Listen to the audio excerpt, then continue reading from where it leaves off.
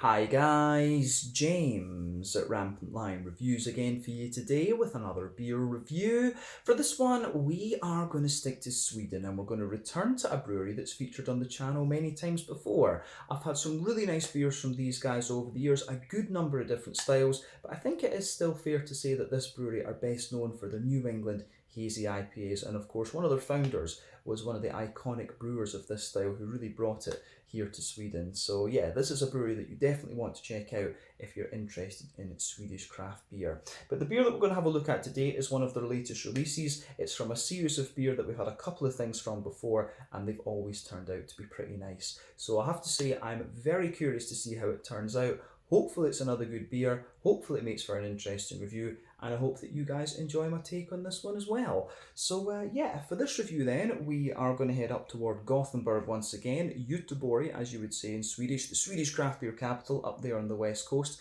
Got to get the Gothenburg catchphrase in when we're reviewing the Gothenburg beers because it is just channel tradition these days. But we're going to have a look at another beer from OO Brewing. So this one is the Ichor Mosaic. It comes in at 8% ABV and it's another New England hazy Imperial double, whatever you want to call it, IPA. So yeah, this is the third beer that we've had in this series after the Ichor Citra and then the Ichor Equinox a few months back. And yeah, I think this one should be very nice. It's had very, very good write-ups, and as you'll know if you've watched the channel for any length of time, I'm a sucker for the more orangey leaning IPAs, and you know, Mosaic is well known for its kind of tangerine orangey flavours actually. So yeah, this one was released as part of the Lokal och Småskalig assortment through Systembolaget here in Sweden for December of 2021. And I have another beer from OO to look at in a few videos time as well, which I'm very much looking forward to. But yeah, let's crack on then and see how we get on. And I will tell you a little bit about exactly what the Ichor series is from OO Brewing a little bit later on in the video. But yeah, as always with my reviews then, I'll tell you a little bit about the brewery before we taste the beer. If you want to get straight to the tasting, just fast forward. All the usual links are in the video description below. That's the brewery website, the link to my other reviews that I've done from OO Brewing before, and you will see more added to that list at some point in the near future, as I mentioned earlier. But there's all the usual social media down there. If you want to see more reviews, do please consider subscribing to the channel. The whole channel, of course, has a geography-based tagging system, so you can go into the homepage and search for beer based on country, city, state, county, province, prefecture, whatever it is you happen to be interested in. Do check out the playlist of beers from different countries. There is one there for all the Swedish beers that I've reviewed for you. That's constantly being added to at the moment because I'm back over in Sweden reviewing a lot of Scandinavian stuff. And as always, please do get in touch and let me know some of the other beers and breweries that you guys would like to see me review. It's always great to hear from you guys that are watching the videos, and the support that you show the channel is hugely appreciated. So anyway, onto my brewery notes then to tell you a little bit about OO Brewing once again then. So OO Brewing, as I've mentioned to you already, are based in Gothenburg, Göteborg on the Swedish west coast, and the company was founded back in 2011 by Olaf and Ole Andersson, who are no relation from what I understand, but they are childhood friends, and for many years they were also avid home brewers. So the pair had always been really interested in beers, and Ole was apparently involved heavily in the Gothenburg beer scene since pre-drinking age, and he was the original head brewer at Stigbergets Brewery, and this is where a number of the very early OO Brewing beers were produced. And of course, Ole is the one who developed the GBG Beer Week beer of 2016, and then also the Amazing Haze, and around the same time you would have had the Narangi released under the OO Brewing name, and those are three of what I would consider the four iconic Swedish New England IPAs. The other one, of course, would be the Opigård's New Sweden IPA. If Brewski had released a regular one at that time, I think we would have counted them in that as well. But Brewski always did lots and lots of different things. But yeah, you know, OO Brewing, Stigbergets, the Opigård's New Sweden, and then Brewski. These guys were the big guns when it came to the New England side of things coming into Sweden. Of course, you had the Omnipollo Fata Morgana as well. But yeah, while Ola is taking care of the brewing side of things, Olaf manages the business side of the brewery. He worked in Copenhagen for a good number of years, but I believe he's relocated back to Gothenburg to be more involved with the brewery. But apparently they just enjoyed making beers that they wanted to drink themselves, and it went very well for them. But in April of 2017, Ole left Stigbergets Brewery and fully invested his time in OO, and the company they basically took up a brewery in Hisingen near the Tingstedt Bridge, and this is equipped with a 2,000 litre brewing system, and it means they can brew up to 500,000 litres of beer per year. In their first year, they brewed around 100,000 litres, and they basically are planning to expand up to capacity over the next few years. And in 2020, they brewed around 300,000 litres that year. I don't know how much they've brewed across the course of 2021, but I'm assuming they will have up to even more. But they've also just taken over the premises of the Bang restaurant, which is going to be their new tap room, and that opened in the summer of this year of 2021. So that's somewhere that I do need to go and check out the next time I make it up to Gothenburg. But as of December 2021, when I'm filming this review for you, these guys have produced 95 different kinds of beer. And as I mentioned to you earlier, you do get quite a variety of different styles from these guys. So yeah, there are a few regular releases from them. You know, you've got the Long Boil Barley Wine, which they release every year. That's definitely worth checking out. I think it's the Arctos it's called, the Imperial Stout. That's also very good. And yeah, they've got various different series of beer. They've got the 50/50 series, which is their, you know, dual hopped New England IPAs. There's the 100 series as well, which is the single hop ones, and then they've got this series as well, the Ichor. So very focused, you know, quite focused on New England IPAs, but you will get a variety of other styles in there. I've had some lager beers from OO Brewing over the years that have been really nice, but one of my favourite ones that I ever had was the Muscles double IPA. That was a West Coast double IPA. Beautiful beer that, and the Ectopils is also a very nice one as well. But yeah, that is all I can really tell you about OO Brewing. Of course, you need to try their most famous beer for your first one if you get the chance, the Narangi. Beautiful stuff. But yeah, very well respected brewery, and Ole Anderson, of course, is a hugely respected figure in the craft brewing world here in Sweden. So yeah. But if you want to learn more about these guys, you can check out the brewery website, you can follow them on Facebook and Instagram to keep up to date with all the latest goings on, and you can check out the Rate Beer, Untappd and Beer Advocate pages to learn a little bit more about all the different beers that these guys have done. So yeah, let's get on and have a little look at this beer itself then. I'm really curious to see what this has in store for us. But as you can see, the artwork on this one is very similar to what we've seen from the Ichor series before, you know, the Greek pillars, and then the M for Mosaic in there. But Ichor, of course, for those of you that don't know, the word Ichor refers to the liquid that used to flow through the veins of the gods in Greek mythology. So that's why you've got these Greek pillars and things on this. But the whole point of the Ichor series is that they want to choose one hop variety and then look at all the different ways you can, you know, condition hops, I guess we could say. So this particular beer is only Mosaic, but it has pellets in it, it's got whole cone flowers, it's also got the cryo liquid, and I'm not sure if it will have this new incognito thing that's going on. Incognito is a new kind of hop goo sort of thing that's going about just now, so I'm not 100% sure if that's in this one, but I know definitely pellets, flowers, whole cone flowers, and the cryo liquid. So yeah, always really interesting this one, because you see sides of the hop that you don't normally see, and we've seen that both with Equinaut and Citra before. But beautifully presented beer, this one. You can see plain silver top on it, and I believe I paid 55, maybe 60 Swedish krona for this one. Let's go with 60. So yeah, 60 Swedish krona is roughly about €6. That translates to roughly, you know, £5.25, something like that. And for those of you watching over in the States or in other places, it's probably in the region of like $7 American, just so you get a rough idea of how much this beer would cost. But there you can see on the back, there is the OO brewery symbol for Olaf and Ole, of course. But yeah, as we said earlier, 8% New England Hazy, Imperial Double, whatever you want to call it, IPA. Let's get this guy out and we'll get on with the tasting then. Really looking forward to this. So the Mosaic hop, as I've told you on many occasions before, it comes in at 14 or so percent alpha acid. Well known for giving you big, juicy, kind of tangerine, orangey flavours, but it's an American hop, of course. So yeah, we know this one pretty well actually. But let's get this guy out into the glass and see how we go. I think that's probably enough just to take a look at the colour of the beer, and we'll put the rest of it in. We'll put the rest of it in a little bit later on. So, this looks pretty good. This is actually a bit darker than I remember some of the other OO Brewing beers being. But as you can see, this beer's poured with a finger of, I would say I would say it's kind of a cream coloured head actually, very, very light kind of creamy coloured head there. Very small bubbles in this one, as you can see. Let me just bring that up so the camera can focus. There you are. Look at the size of the bubbles there. But yeah, a finger of a nice kind of cream coloured head there. There's one or two big bubbles sticking towards the side of the glass, a few little ones going up toward the bottom of that head there. But overall, it does look pretty nice. That's a beautiful head on that beer, and that's just sitting there very, very nicely actually.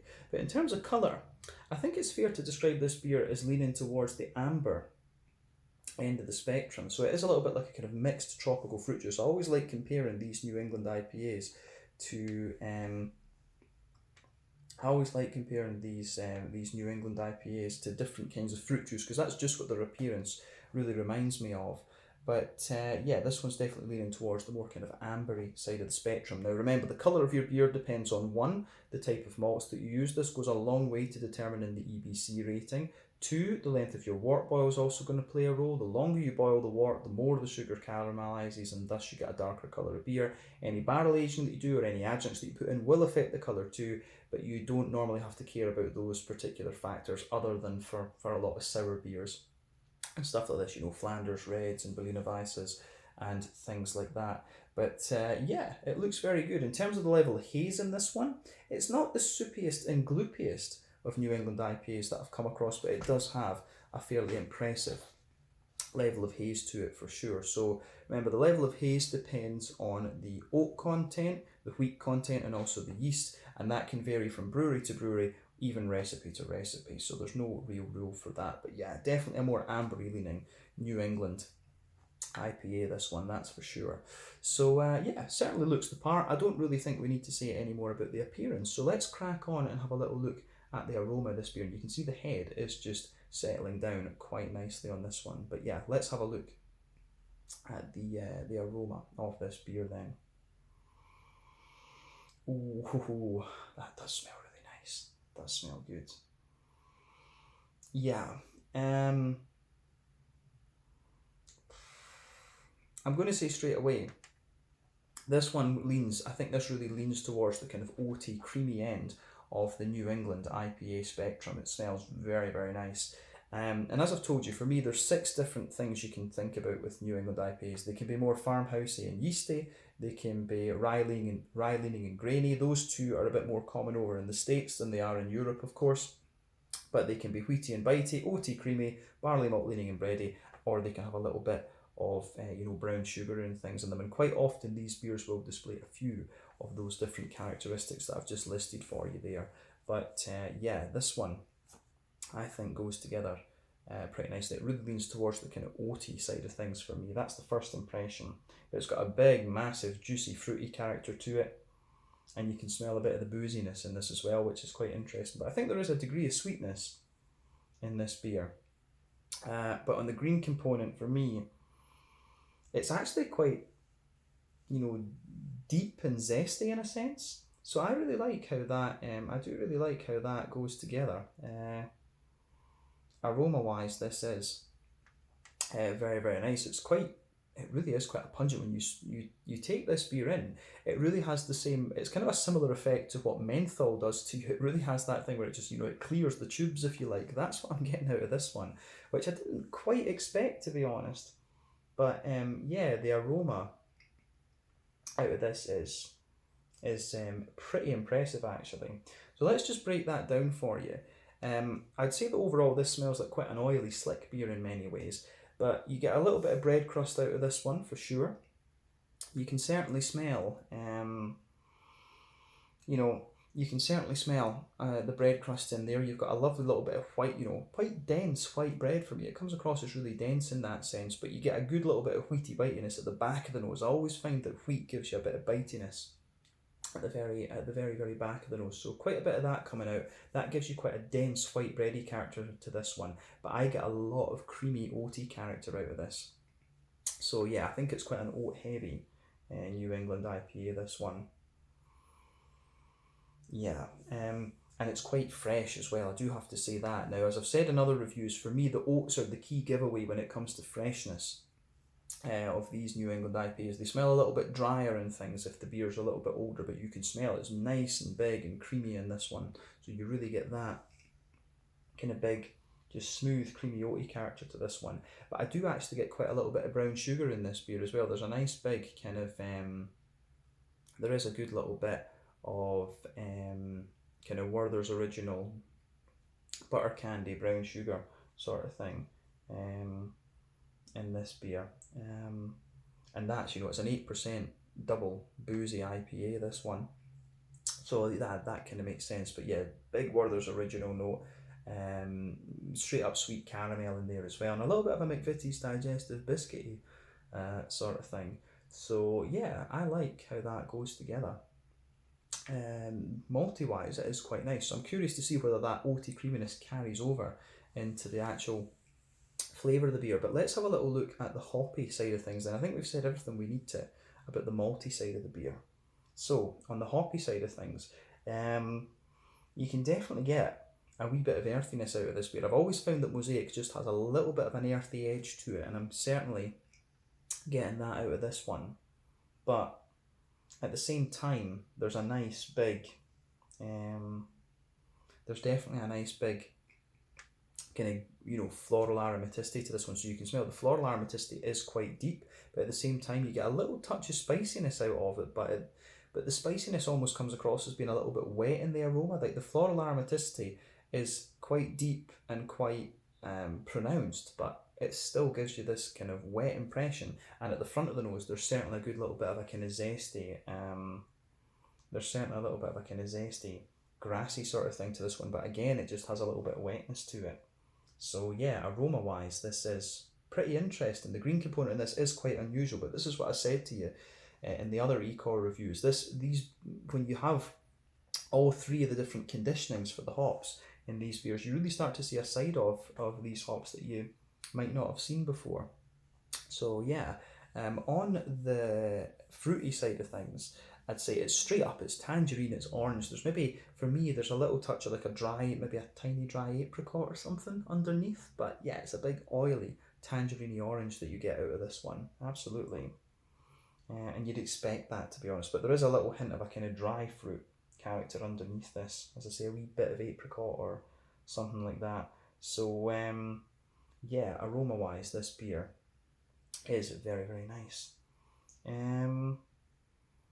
Yeah, awesome stuff. Yeah, beautiful, just beautiful smelling beer, this one. So as I always say, take a bit of time to enjoy the aroma of the beer before you get stuck into it. But I think it is about time that we had a taste of this one, just to see how it goes. You can really see that rich amber colour coming out of this one. So yeah, this looks really nice.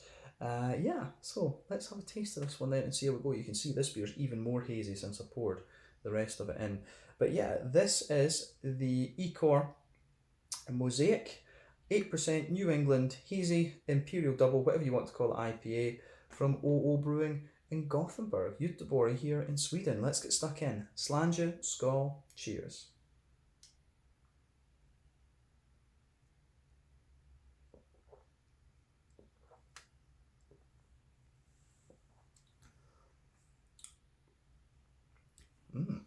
Yeah. Again, that's pretty damn solid. I mean, I wouldn't expect anything less from OO Brewing, of course. These guys really do know what they're doing. Yeah, it's quite. I'm surprised with this one. I'm getting quite a lot of the green component in the beginning. Quite a lot of green component coming out of this one, but then it mellows out a wee bit more.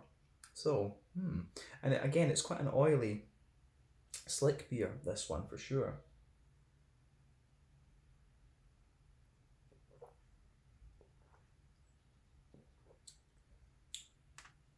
Yeah.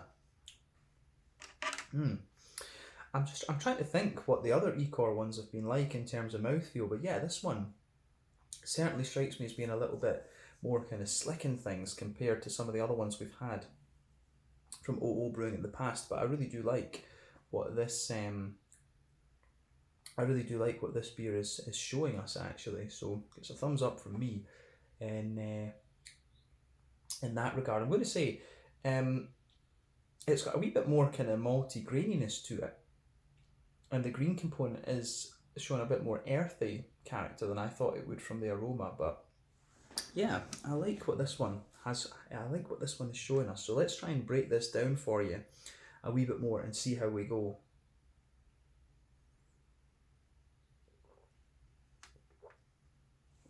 So, middle of your palate, and I will say the malt base in this beer is very, very smooth actually. So we'll focus on the middle third of your palate. Straight away, you get a little bit of that kind of bread crusty backbone there. That forms the base layer in the middle third of your palate, definitely there. But then you get a nice, smooth, white bready character just sitting on top of that, and that's the barley malt. The wheat actually is quite interesting in this one because I find you get a bit of wheaty bitiness at the back of the palate, but just a tiny little bit. It does have the wheat in this one actually has a little bit of a kind of zippy character to it, just sitting on top of that white bread. So yeah, you've got some quite thin layers of light bread crust, straight up kind of white bread, and then a bit of the kind of thicker, more dense, wheaty white bread, but a bit of zip on it there as well. So the middle of the palate is quite interesting in this one, I have to say.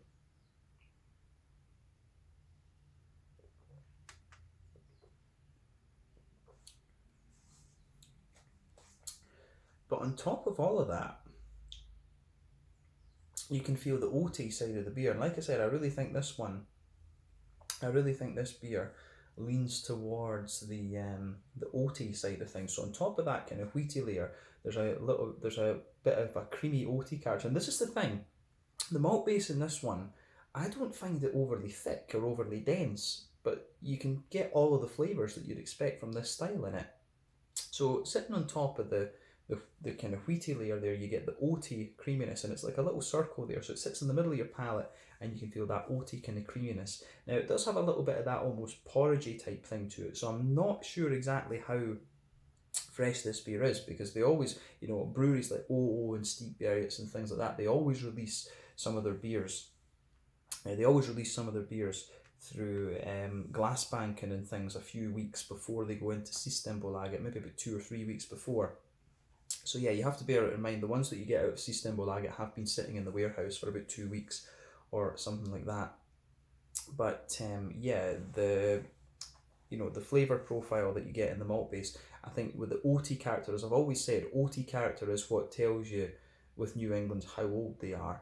And this one has just a wee touch. It's still quite creamy, but it has a wee touch of that kind of slightly porridgey thing. And I think this is the point where it's coming, it's kind of getting toward the end of its prime, if you like, the sort of fresh prime that you'll get in the beginning. It will hold up for quite a wee while, but yeah, you can just get a little bit with the oaty circle in the middle of your tongue. You do just get a wee bit of that kind of porridgey type thing to it, actually, which is interesting. But yeah, sitting on top of the oaty character, this is when you get the kind of brown, sugary and sweet notes out of the beer.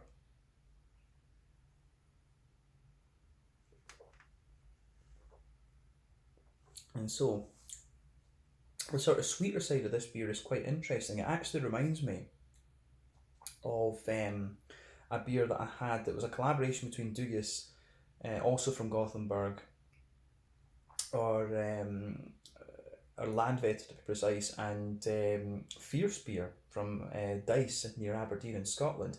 On top of the oaty layer, you get this kind of, there is this sort of candied character to it, and it reminds me of these these sweets that we used to have in Scotland called the Parma Violets. I'm not sure if there is something similar to that here in Sweden, but there's, on top of the oaty layer, there is just this kind of, it's almost like that kind of just candy sweetness sort of thing, but it's almost got a little bit of that mentholy type quality, and that's what I was picking up in the aroma of this beer. But those Parma Violet sweets that I was talking about, they have a little bit of that. It's just this really sweet candy sort of thing. It's a very difficult flavour to describe without giving you the sweets themselves, but top of the oaty notes, I'm just getting a little bit of that sort of artificial kind of candy sort of sweetness. There's a little bit of that sitting in the oaty side of this beer for me, so that's a wee bit almost out of place and a little bit unusual, I think. But on top of that, you're getting some of the more kind of brown, sugary, boozy notes in this beer.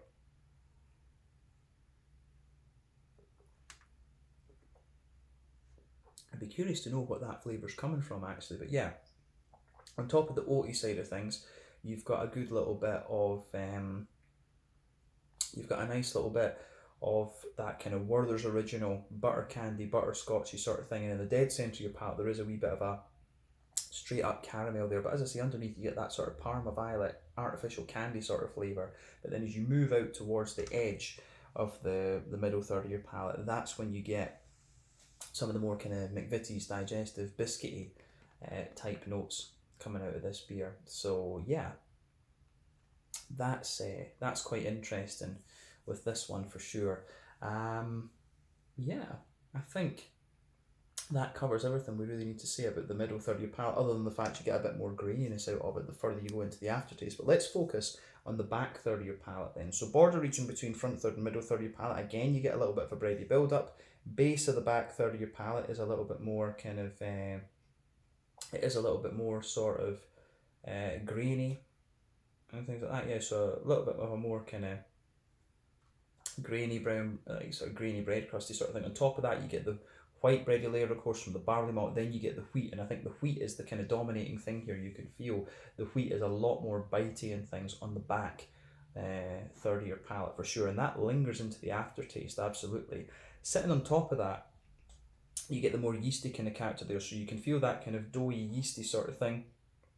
It's got a little bit of an almost crackery element to it. It's almost a little touch kind of peppery or something, and yeah, I do like how that goes together in this beer as well. So yeah, the yeasty character that's there, yeah, a little bit peppery, a little bit sort of farmhouse, a little bit of that farmhousey kind of grainy, woody sort of thing, but it works, it absolutely works. So yeah, bread crust, white bread, wheat, and then all that stuff on top of it. So when you're on the back third of your palate, you will feel the flavour is a little bit taller for sure. Then as you come further forward, it just condenses down a little bit as you go into the kind of middle third of your palate, and yeah, those flavors, those malty flavors, are a bit more condensed. So I think that covers everything we need to say about the malty and yeasty side of this beer. Let's focus on the hoppy side of things then.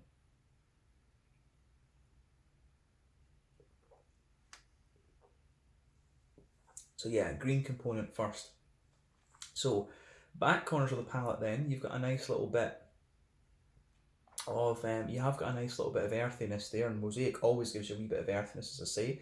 But when you move further forward, it does get a little bit more herbal, and as you progress towards the kind of front corners of your palate, you've got a little bit of a wetter, more oily floral aromaticity. You do get a wee touch of spiciness on the front corners of the palate then, but yeah, a little bit of a kind of floral aromaticity there, a little touch spicy, and then you've got that kind of nice deep floral aromaticity to it. And remember, when it comes to New England IPAs, these beers tend to rely on late addition hopping and dry hopping, and of course when it comes to those, late addition hopping is only going to give you minimal bitterness, dry hopping is going to give you no bitterness. It's early addition hops, which you used to also have in addition to those other two in West Coast IPAs back in the day. That is what gives you the bitterness, but this beer does have a wee bit of that, so I'd be curious to know which part of the beer exactly that's coming from, which kind of hop is that actually coming from. Is it the pellets or what? Because they'll be optimizing this brewing process, of course, and adding different things at different points. That's what the whole point of this kind of beer series, if you like, is. But around the front curve of the palate, the beer's a little bit lighter and grassy. It's still oily though, but you do get a wee touch of zestiness on that grassy side of things, and again, that's something to be expected of OO Brewing. But yeah, it's the green component of this one is what you'd expect. Let's focus on that front third of your palate then, and the fruity side of the beer.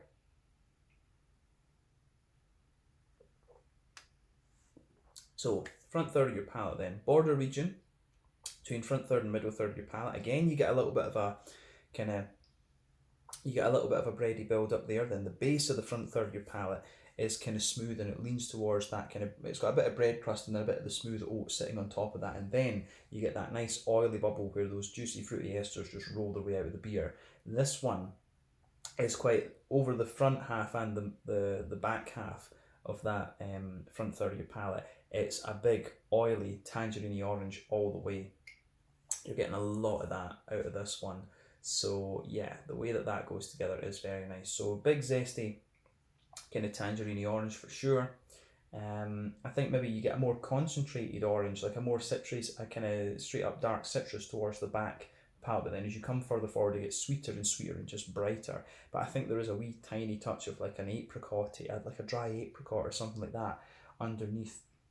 But yeah, you always expect a tangerine orange from Mosaic, and it's showing that in abundance. So the fruity side of this beer is not a surprise, to be quite honest with you. But yeah, I think this one is very nice. Definitely one of the more oily and slicker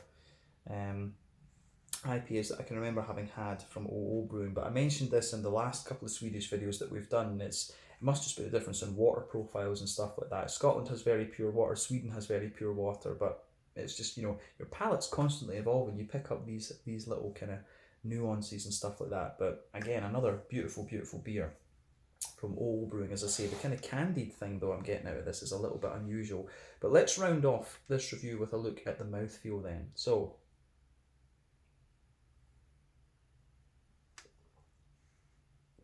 yeah, mouthfeel wise, this one definitely pushing towards the top end, the mid-bodied.